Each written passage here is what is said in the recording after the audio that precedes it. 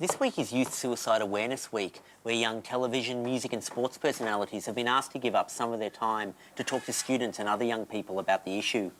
I hosted a forum at Melbourne's Athenaeum Theatre where teenagers got to have their say and listen to bands like Powderfinger, Grinspoon and Lash.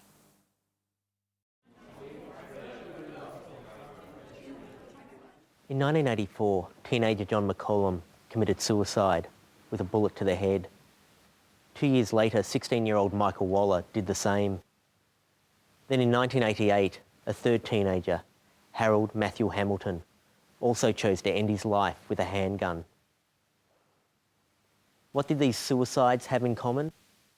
Well, all three deaths resulted in legal action being taken against this man, Ozzy Osbourne, the musician who put the black in Black Sabbath and the Oz and the Fest in Ozfest. One song in particular was cited in the court cases as inspiring young people to go over the edge and beyond. Suicide Solution, from the 1980 album Blizzard of Oz. The song allegedly contained hidden messages, including why try, get the gun and try it, and shoot, get the gun. So is Ozzy Osbourne a Grim Reaper with a microphone stand where a regular Grim Reaper would have a scythe? Tonight, we talk to the man. But first, let's meet the youth of Australia. Now kids, you represent the future. A la Whitney Houston's I Believe the Children Are Our Future. And in your hands, you hold a dial. A la Channel 9's election debate special.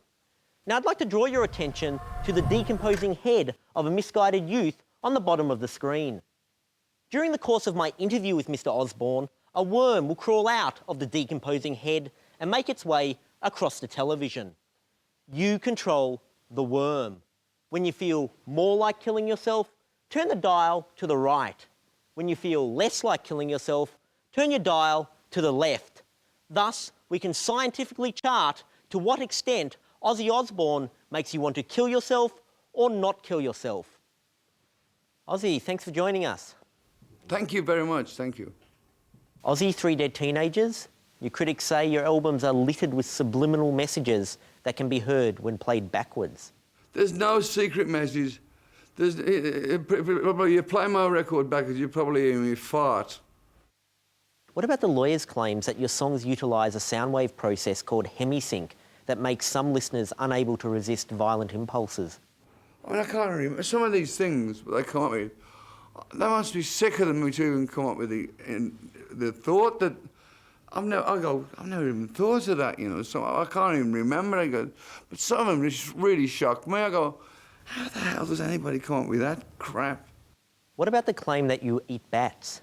Well, I think if you're anything like a journalist, you go, hey man, I'm not going to ask him the question because he's got to be asked this question 80,000 billion times. It's kind of corny for me now. And they go, so, Ozzy, what do bats really taste like, you know? It's 20 years old, you know. A lot has happened to me in 20 years, which I can't remember because I was stoned or drunk. A few tracks on your new album seem to be trying to be overtly positive, like Dreamer's pro-environmental message. Rocket engines burning fuel so fast, up into the night sky they blast, burning metal to the atmosphere. Earth remains in worry, hate and fear. With the hateful battles raging on, rockets flying to the glowing sun. I've been singing about environmental issues since Black Sabbath, but people go, because I'm called Black Sabbath, I only sing about Satan. Because I made a song called Crazy Train, I'm just crazy.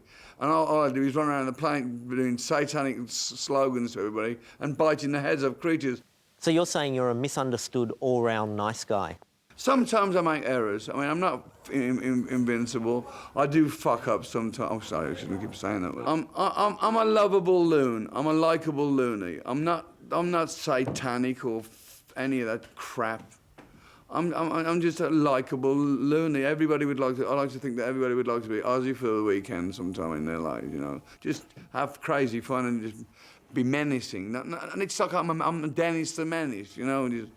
So, anyway, is that it? Thanks, Ozzy. Well, that's his say. But does listening to Ozzy Osbourne incite suicidal solutions? For our investigation, we hit the streets. I spent all last week learning the lyrics to Suicide Solution backwards.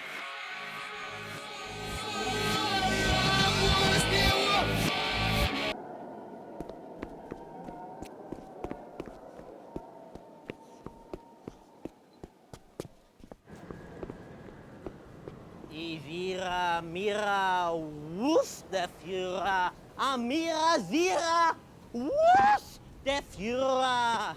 Ah, ah, ah.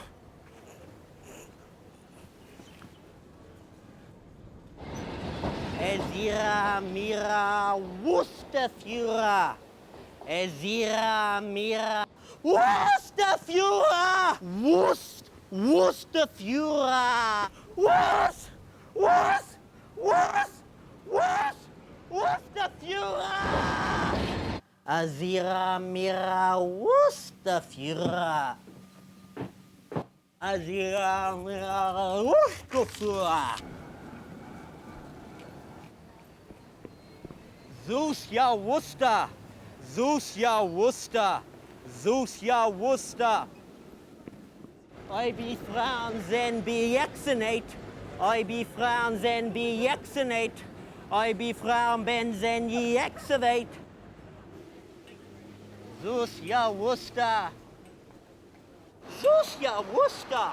Zeus, ja, Worcester. Zeus, ja, Worcester. Zeus, ja, Worcester. Zeus, ja, Worcester. Zeus, ja, Worcester.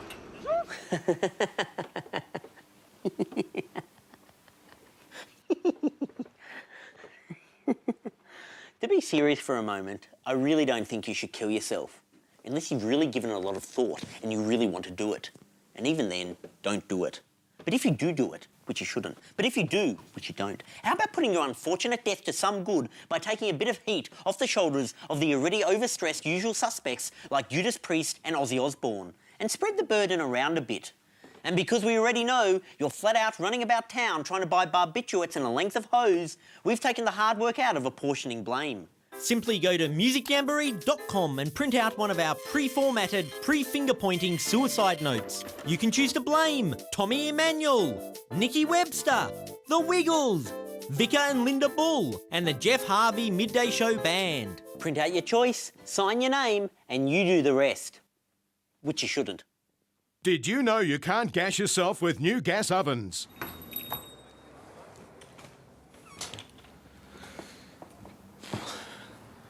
Hi, just that song that goes,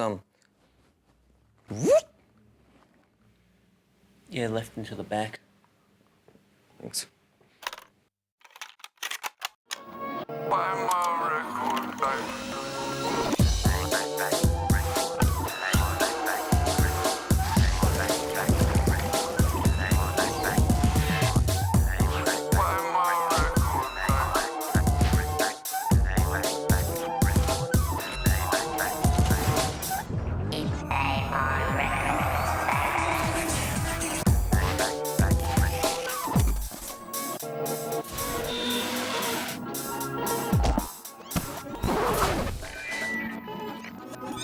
There's nothing more Australian than starting a pub rock band.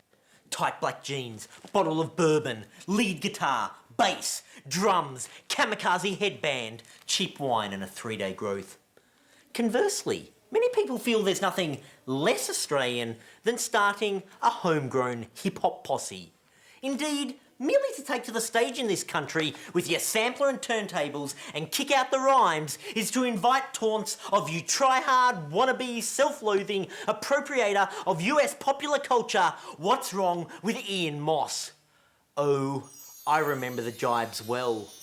When I was young, performing in seminal Northbourne hip-hop outfit, Raspberry Cordial. I heard 'em all, including but not limited to, hey, you must be one of those albino African Americans. How small I was made to feel by so many people in midnight oil head injuries and cold chisel last stand tour t-shirts. I wasn't Australian like them. So how interesting that I arrived at this particular juncture in my life and I come across this little piece of information. While the cornerstone of Aussie pub rock, the electric guitar, is of course an American invention, its hip-hop equivalent, the sampler, was first developed, designed and manufactured right here in Australia. The Fairlight Computer Musical Instrument is an entirely new concept in music production, providing the composer and musician with the unlimited resources of naturally occurring sounds. In the 1970s, two Sydney-siders, Peter Vogel and Kim Ryrie, developed the Fairlight CMI, or Computer Musical Instrument, the world's first ever sampler. Yeah, it was the world's first sampler. The first thing we sampled was a dog bark because it was very short. Initially, the samples we could take were only about half a second long. So we worked out a way to sustain them, so if you held a note down, it would sound as if it would continue. After years of fine-tuning, it was finally put on the market in 1979. This sales video from the era shows how for the first time ever, you could sample your own sounds and play them back on the keyboard. These samples could be of guitar riffs, drum beats, or even Coke bottles. Sampling a natural sound into the Fairlight is quick and easy. The sound can be made live or from a tape recorder. Once sampled, a three-dimensional display of the progressing waveform is available, and the sound can be played across the full width of the music keyboard. The Fairlight people even got synthesizer legend Robert Moog to flog the machine in the United States. I found the Fairlight to be by far the most intuitively efficient and satisfying tool for manipulating sounds that I've ever used. And the American music industry took note. Amazingly, one of the first ever recorded rap songs, Planet Rock by Bronx DJ Africa Bambaataa, utilised Australia's own Fairlight CMI.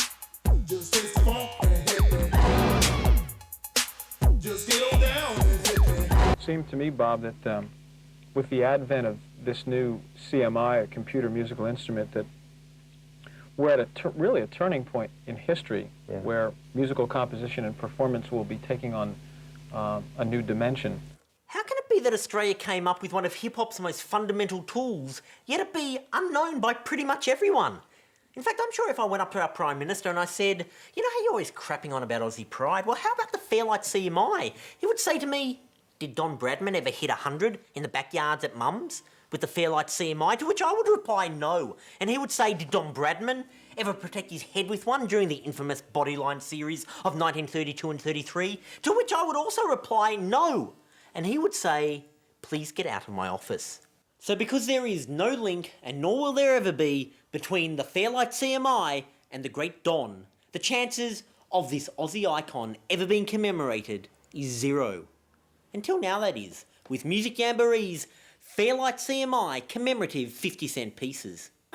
So go to musicjamboree.com, print out the coin designs, glue them onto your existing 50-cent pieces, and do your part to help celebrate great moments in Fairlight CMI. A man in early 80s wardrobe blowing into a Coke bottle. Africa Bambaataa forking over a fat wad of notes for his Fairlight CMI. And me kicking the head in of an Aussie pub rocker in a Cold Chisel t-shirt who accused me of being un-Australian. Did you know the sampler was the most important musical development in Australia since the Lagaphone? And let's face it, that's just beer bottle caps nailed to a broom handle. He knows the inner secrets of the music industry, but for fear of retribution, he must hide his identity. He is the music mole. Mr. Mole, cross-media ownership, for example, Time Warner, they own a record label, they also own the press that reviews records.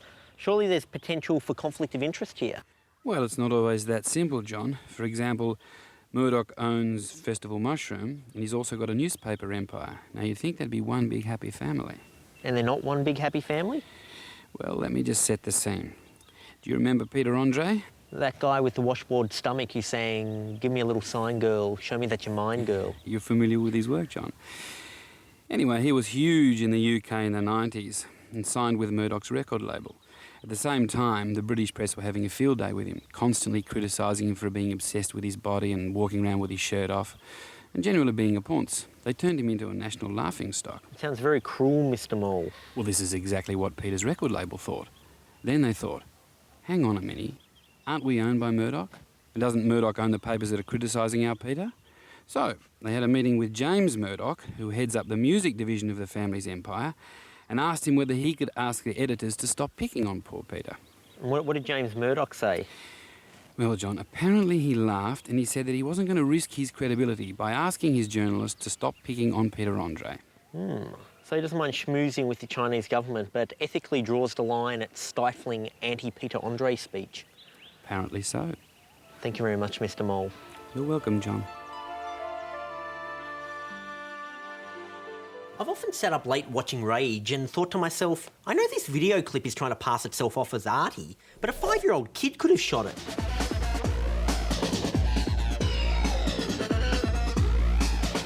The camera goes here, the camera goes there, the lighting's all wrong, there's no real story. In fact, forget the 5-year-old kid. I reckon a dog could get a video on Rage.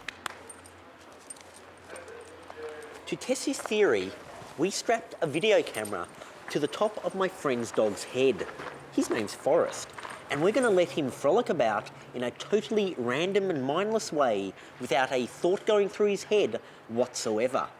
Or as it's called in the industry, direct a video.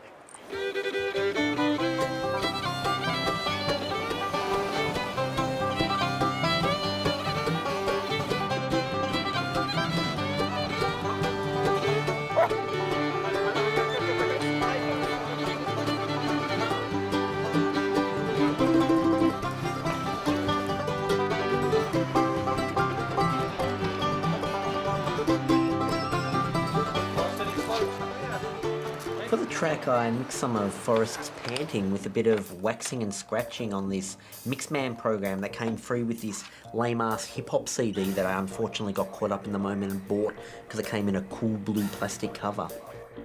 I've converted the tape to the Betacam format as specified by Rage, and now it's off to GPO Box 9994, Sydney 2001.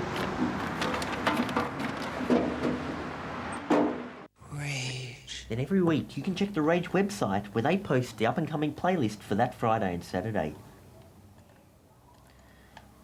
Here you go, Forrest. 5 a.m. Just after Set You Free 2001 remix by Entrance, and just before Roots Maneuver and Janet Jackson, there's you. The Forest Frolic by Forrest. Rage. That's Entrance. I think we're going to be up next.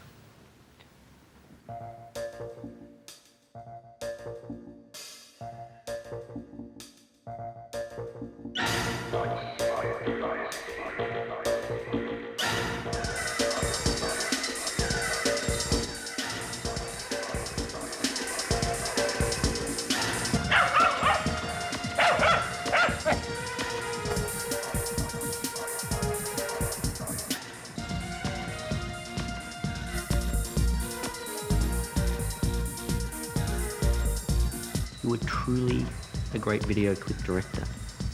You're Spike Jones, but you're a dog. So if you're in a band and some fancy pants video clip director wants to charge you more than, say, $4, you tell him, back in your box, you can easily be replaced by a Jack Russell, a Springer Spaniel, and possibly even an axolotl.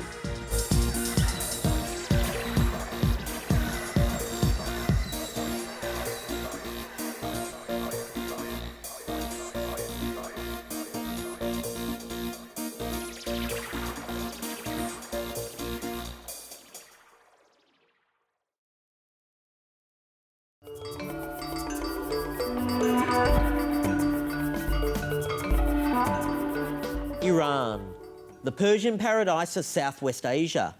March 20th is Oil Nationalisation Day, but it's musical magic all year long. Dr. Jordania? Thank you, John.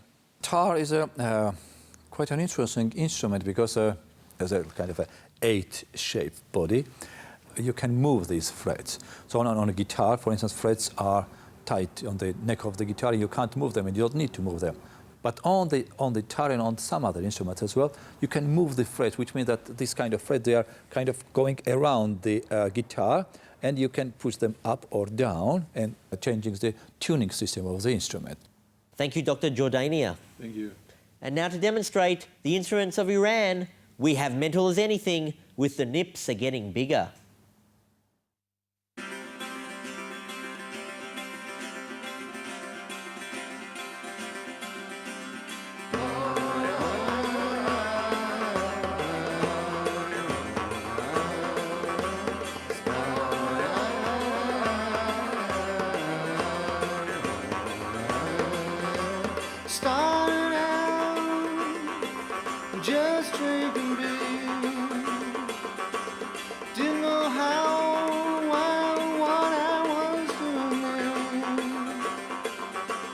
Just a couple more made me feel a little better. Believe me when I tell you it's nothing to do with a letter.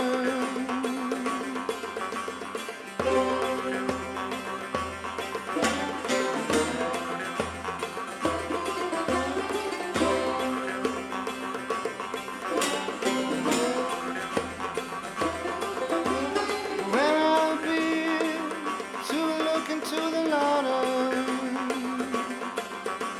No bones, nothing, better get something harder. Back in the flash, started on a dash of Jamaican rum. Me and Paolo drinking our rum. Whoa, the nips are getting bigger.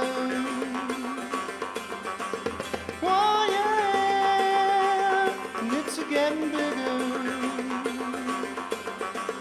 Whoa, the nips are getting bigger. Yeah, they're getting bigger.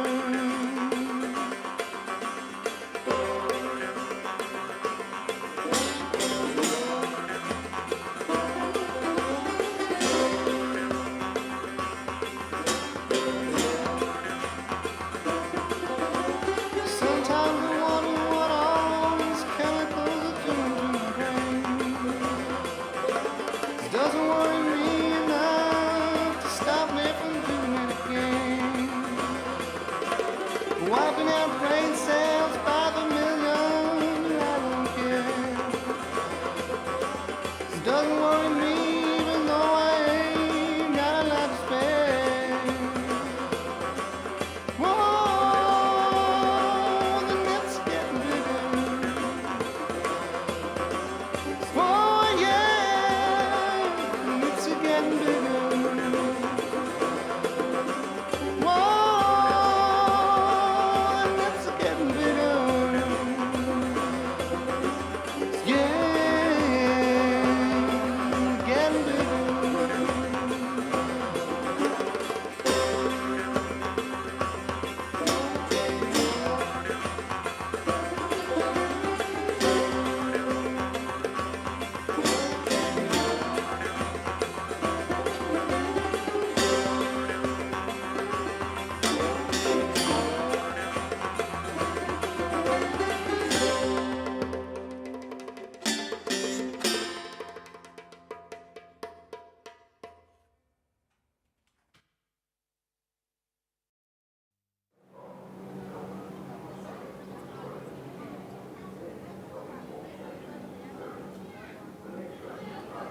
Why ya we ya yes ya za Zeus ya Worcester ya why ya Zeus ya Worcester.